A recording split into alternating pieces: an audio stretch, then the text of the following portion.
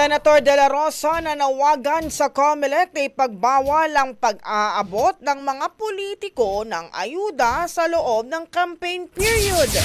Brigada Ann Cortez, i-brigada mo! Brigada Live Report! Binigyang diin na Senador Ronald Bato de la Rosa na mainam na ipaubaya na sa Department of Social Welfare and Development ang pamamahagi ng ayuda sa Kaposang Kita program at iwasan na ang paghingi ng tulong sa mga politiko sa pagbibigay nito. Anya mahalagang gawin ito ng gobyerno upang maiwasan ang paggamit sa AKAP at sa iba pang social assistance para sa pansariling interes ng mga politiko, lalo na ngayong nalalapit na ang 2025 midterm election.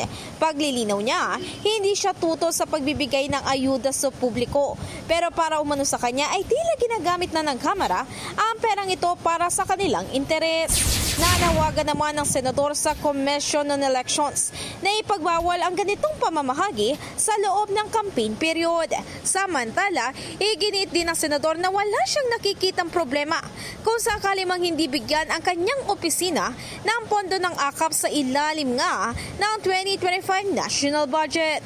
In the heart of changing lives, ito si Brigada Ann Cortez ng 105.1 Brigada News FM Manila, The Music News Authority. Ronda Brigada. Ang bahaging ito ay hatid sa atin ng Fast Relax. Tanggal ang sakit, ora mismo.